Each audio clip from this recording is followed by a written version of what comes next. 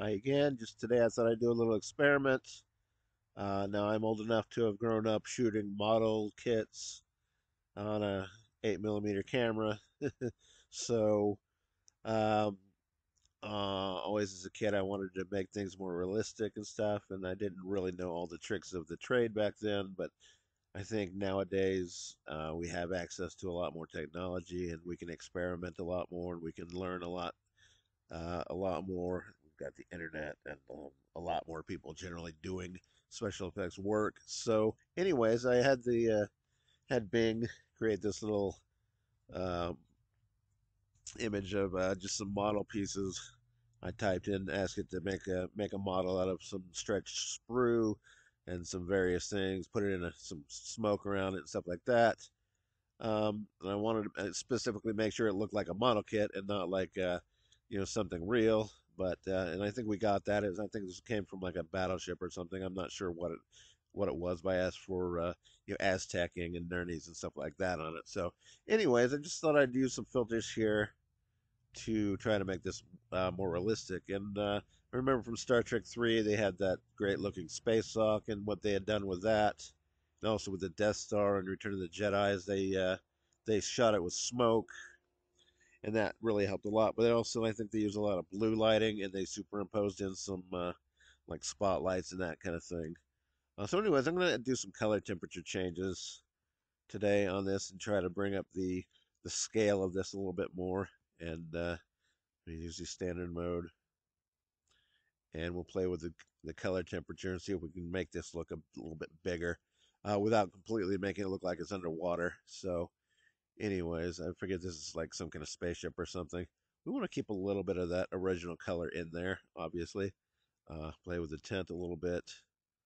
I also think this is a little bit too bright because we want to obscure this somewhat, make it more mysterious looking, and also obscure the fact that it doesn't look all that terribly realistic.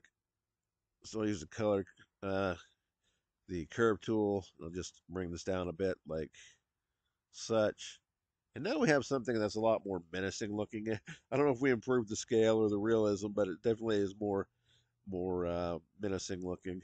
So I'll store a copy of that, and we go back to the original.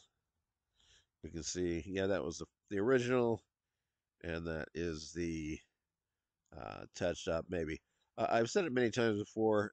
Anytime you apply a filter, take it down by half because you always over overdo things. So I use the let's see, I'll use the fade last I think tool here, or the interactive undo tool to just fade out the previous one. We'll just go by about half. We want to keep some of that original color in there because it improves the shape.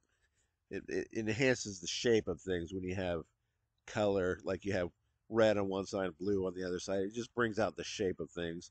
Although since we're trying to make this bigger and um, bigger looking, we want it to be more. It's further away, so it's gonna be flatter looking. You know what I mean.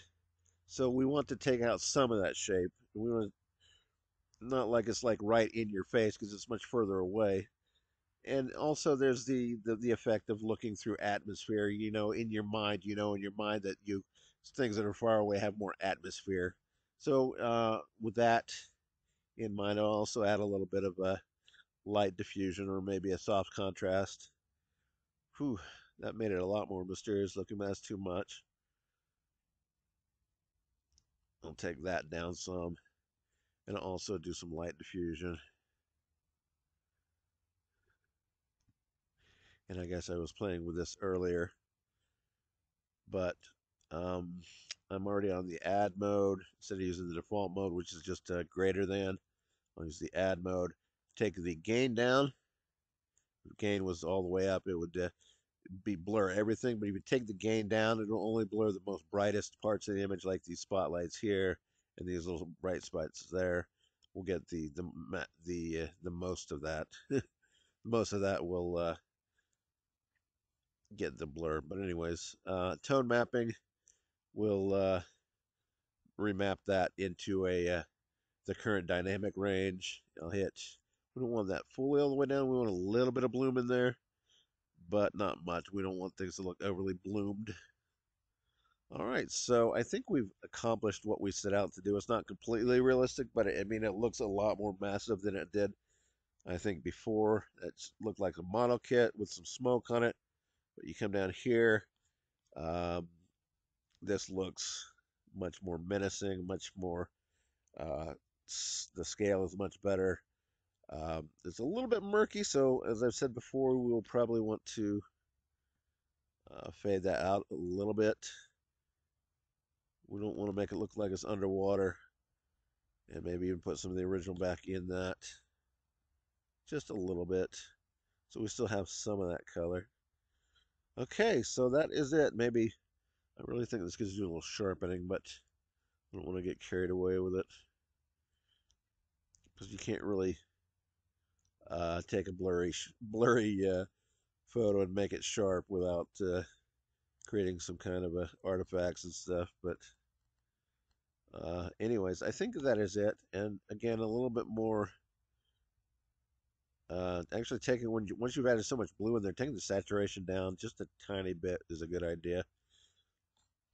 And that is about it. So I think we've more or less accomplished what we wanted to. Of course, if this were a movie, this would just be like a little letterbox, like like that maybe.